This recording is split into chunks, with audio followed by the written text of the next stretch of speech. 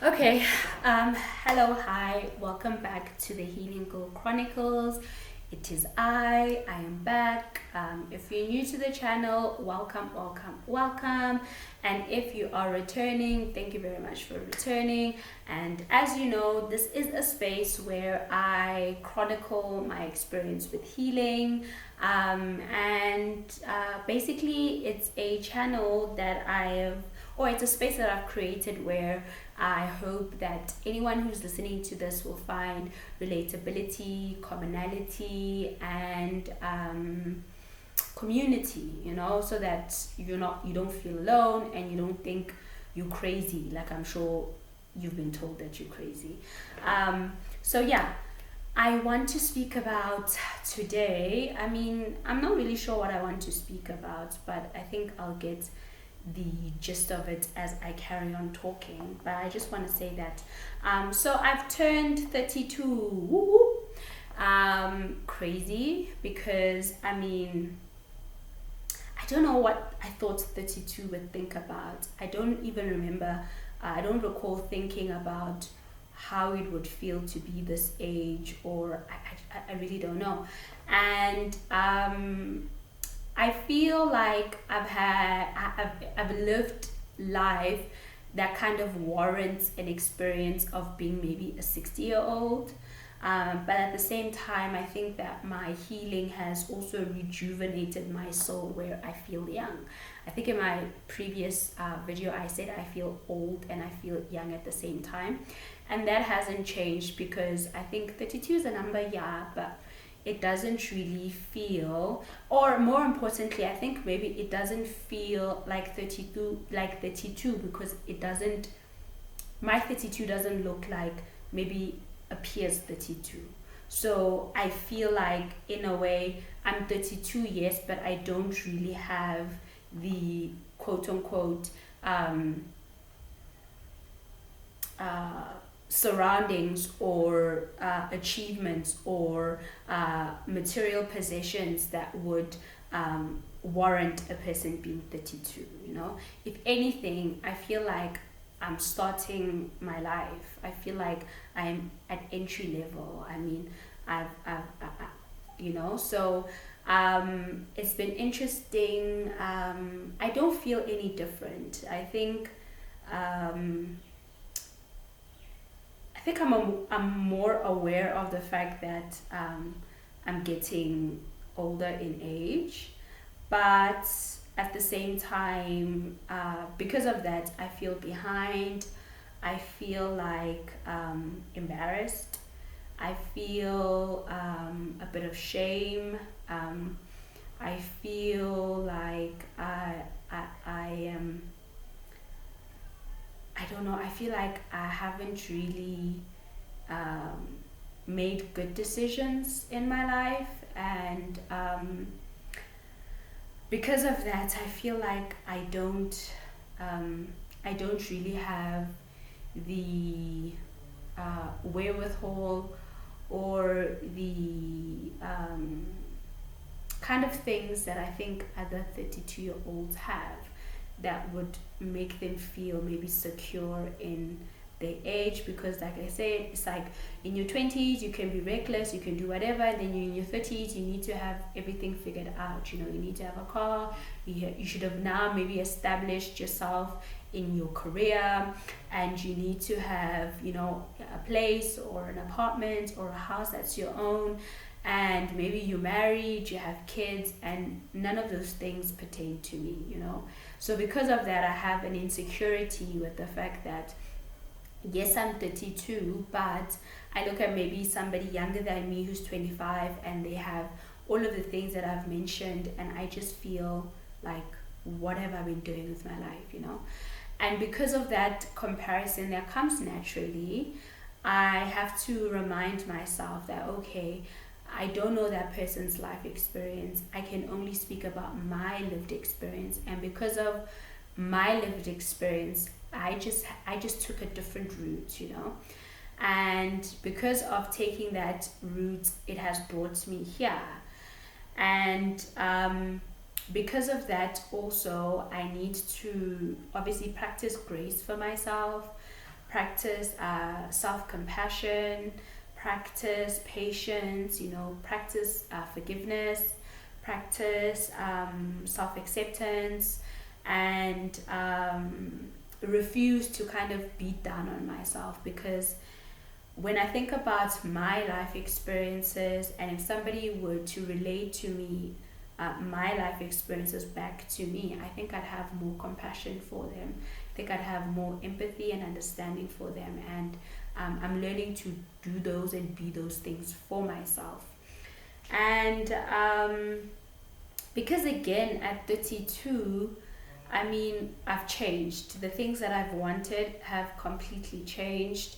And I think also another thing that makes it also maybe difficult is the fact that I've always been an ambitious person. I've always been a determined person. So when the things that I thought, or how I thought my life would look like now, it's kind of it's difficult to swallow sometimes, because I'm like, I would understand if maybe I was a person who wasn't smart or intelligent, or I wasn't really ambitious, but I'm all those things. I'm smart, I'm articulate, I'm intelligent, and I'm ambitious. So to me, it's difficult to be in this position where it seems as though like I wasn't those things before, or I'm not those things before. I'm not those things currently. And I understand that obviously we shouldn't give importance to what people think about us, but it does affect us. And sometimes when people look at you, because people do look at you funny, people, especially people who've known you before or who've seen you grow up, and they know the kind of person that you are, and for them to look at you now in a place where it seems like you haven't achieved anything, or you failed, or your life doesn't make sense, it kind of affects you. It does hit at you, because you can see and you can understand how they perceive your life, because they look at it and it doesn't make sense. And what they don't understand is that like it doesn't really make sense to me either, because I never thought that I would be at this age and I wouldn't have anything really to show it as per like societal norms. So having to live in that space, and then also having to understand that like life happens, things happen, and trauma is real, PTSD is real, and healing is not a tomorrow event where you start today and then tomorrow it's like, okay, we're ready to go, I'm fine, I'm healed. No, it's a whole physiological, psychological, spiritual, mental, process that you need to work through. And unless you've gone through healing or you are undergoing healing, you can never really understand how that actually feels, like the weightiness of that, the psychological torments that you go through, the spiritual warfares that you fight, and just like the fatigue that you have, and the hopelessness and the barrenness in your soul, in your mind, in your feelings. It's like you are in Lodebar, in the Bible, this barren place, this desert-like place that has nothing. It's true, you feel that you're in the wilderness. So, which reminds me about the story about the Israelites when they were coming out of Egypt and going into the promised land, Canaan, and the fact that it took them 40 years. I completely understand how that could happen. A journey that was supposed to take them 40 days took them 40 years. And I understand why. Because when you are in Egypt, which is bondage, which is the person you were before you've come to your place of healing, that place is so ingrained into who you are that it's difficult to detach yourself from Egypt, So you have a willingness to remove yourself from certain things, from certain people, but Egypt is your family, Egypt is your friend, Egypt is your romantic partner, Egypt is the way you used to think, Egypt is the way you used to view yourself, Egypt is the place that you feel like is home, So having to detach yourself, going through the sanctification of the wilderness, it's tough, it's not easy, and having to deal with the challenges and the trials of going through that sanctification process, it's so easy to be like, no, this is too much, let me just go back to Egypt. Because even though I was in bondage, even though I was a slave, but I could tolerate it, I knew I could navigate my way around Egypt as opposed to this new unknown.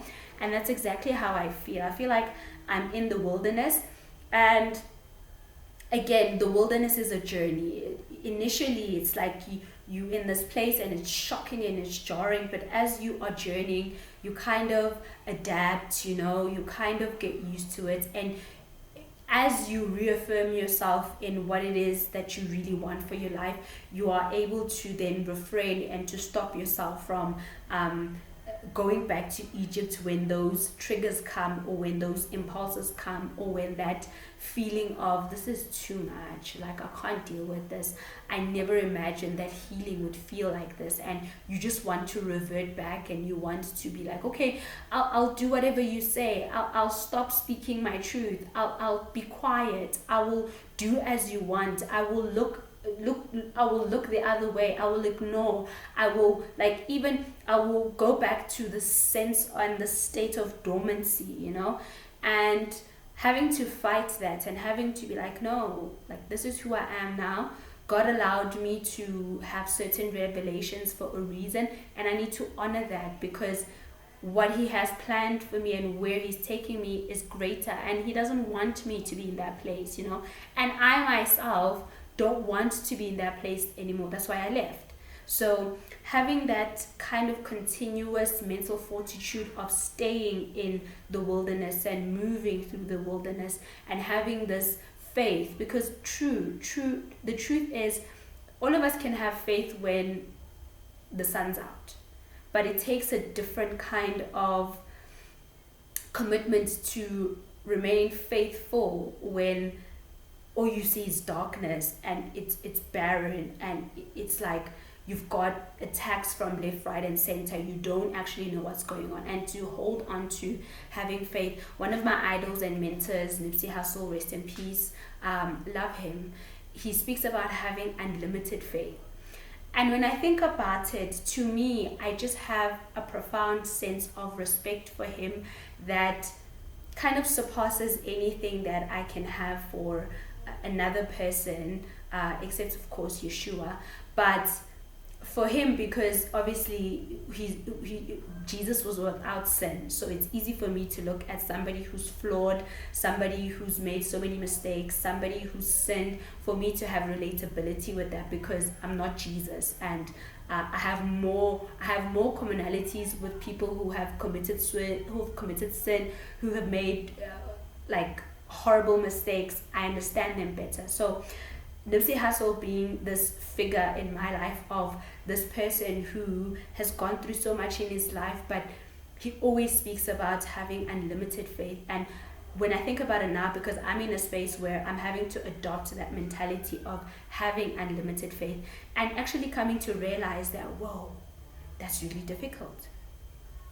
That's really, really, really difficult. Having faith is the most difficult thing I've ever had to go through, in a sense of, like, when he speaks about it now, when I listen to him and he speaks about having unlimited faith, I think about how strong he was, what kind of mental fortitude he must have had, because that is hard, when you're looking at the barrenness of what you are, what your surroundings, how you feel sometimes about yourself, but having the faith of knowing that, just like God promises in Jeremiah 29:11, he talks about, I've got plans to prosper you and not to harm you, plans to give you a hope and a future. It's so difficult to cling onto that when all you see is barrenness around you, and holding onto that promise of faith that no, ultimately God knows, and just another thing that I think has been beautiful outside of, the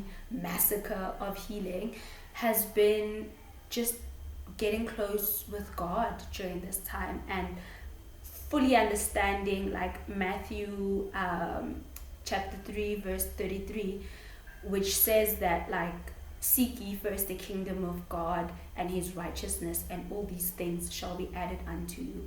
Understanding that God is my source. I've made people my source for the longest time, and God had to strip away that mentality because it's flawed, it's dangerous, and it's like almost blasphemous to God, because God is my manufacturer. God, I am a product of God. I am his creation. Therefore, if anybody or if any being needs to be on a pedestal and needs to be my source, needs to be my creator and nobody else. So I've had to come to that realization that truly God is my source, and seeking him and looking to him and building a relationship with him has been the greatest comfort for me, has been the greatest source of fuel to move forward, has been a place of refuge, has been a place where I can talk candidly, because when I speak to God and when I have prayers with God, I speak to him candidly, and I'm like, I didn't like that. I didn't like the way you allowed that to happen. I didn't like the way I feel like you've left me, I speak so candidly about him. I even tell him, I'm like, I feel like you've got favorites.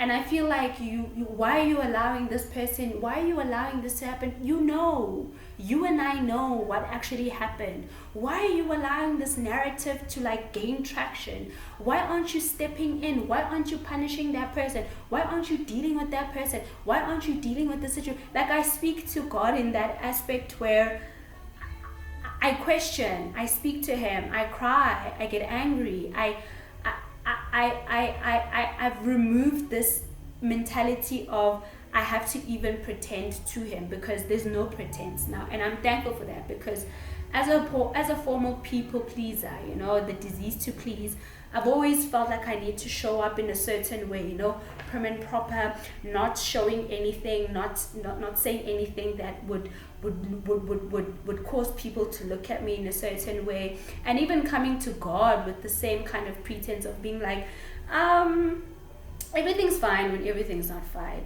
Now I'm okay when I know I'm not okay. I forgive when I know truly that's not where my heart posture is at the moment, But now I feel like I've been liberated to be authentic, truthful, transparent, and honest with God, because the fact that he already knows that I'm lying. He already knows where I'm at. So I've relinquished that control factor of wanting people to view me in a certain way, therefore showing up in a certain way, and just allowing myself to be my authentic self. Hate it or leave it, hate me or love me, but I'm going to be myself, and I think it's more hurtful for me, or it's been detrimental for me to then be someone that I'm not, because by then being authentic, I feel like people are mad anyway, because I'm no longer what they expect me to be. I don't show up in the ways they expect me to be. I don't respond in the way they've known me to respond. And maybe initially, had I just been honest and authentic and truthful with who I am, then maybe it wouldn't have been such a blowback when eventually I came to a point where I'm like, this is actually this is not it. This is not me. I don't know who I am, and I need to find that out, So yeah, without being too long-winded, I think that's just my message for today is be okay with, don't be complacent with where you are, because that's not healthy. But accept yourself for where you are, because it's not permanent, Life is seasonal, and as much as you can experience winter, you will experience spring and summer. They're coming, And just the lesson of patience, resilience, and excuse me, patience and resilience, and understanding that sometimes God allows you to go through things because he's forging you in fire, and the place where he's taking you, he needs you to be strong, And for me personally, I know where God is taking me, and where God is taking me, he cannot allow me to care about what people think about me. He cannot allow me to be attached and find identity in material possessions. He's allowed me to no longer find identity in the people around me, but understand that He is my source.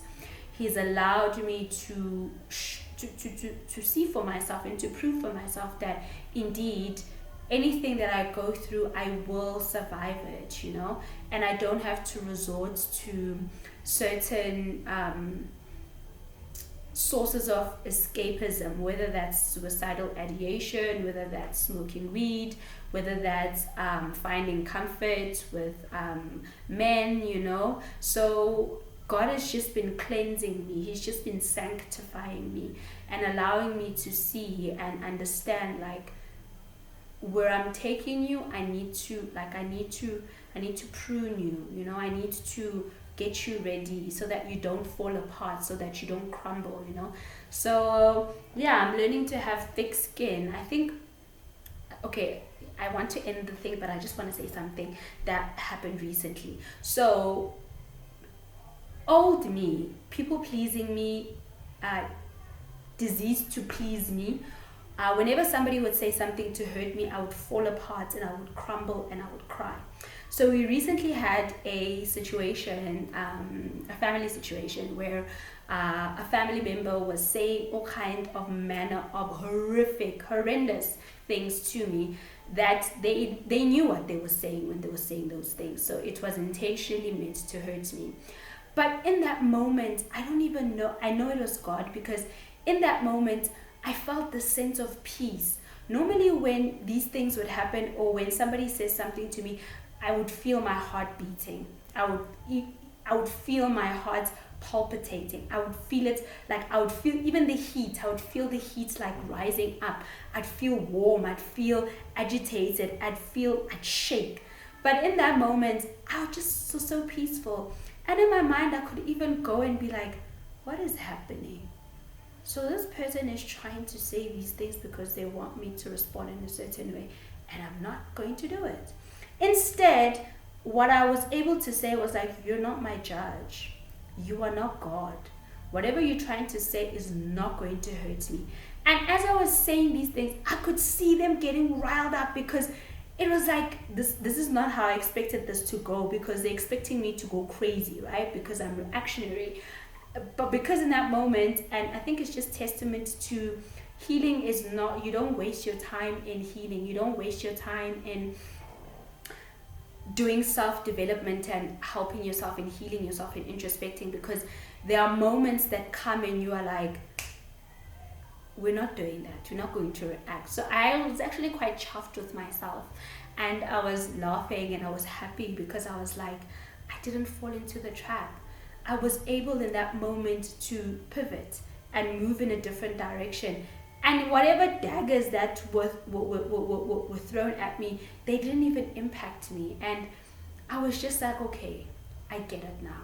I understand why I had to go through healing, because people will say things, but the ability to not let it get to you, I think that's the biggest superpower.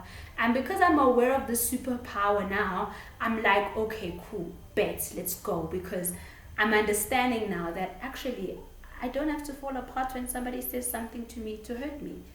I don't have to fall apart just because they're indicting me with what they say about me.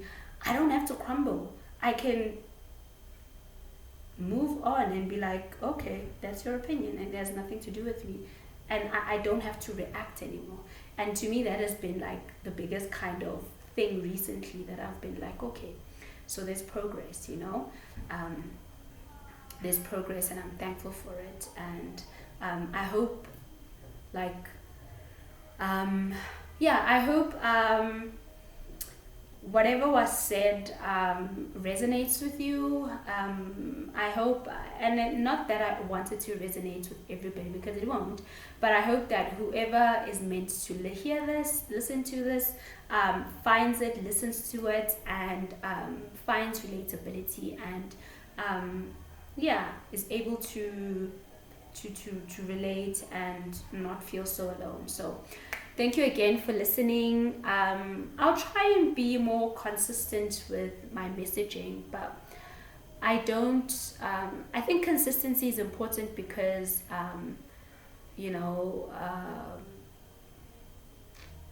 it's important to commit to something and to consistently engage with what you're doing. But at the same time, I don't want to come on here just for the sake of just babbling and wanting to speak for the sake of speaking. No, I want to come on here and be authentic, be truthful, and be say something of value that matters to me, you know. So yeah, so thank you very much for listening. Thank you very much for being here. I appreciate you, and till the next time that I feel inclined to come on here and express or chronicle something again. So thank you very much, and bye. This is always the awkward part, when I have to remove the thing, and then my mouse is also not. Oh, Lord. Okay, bye.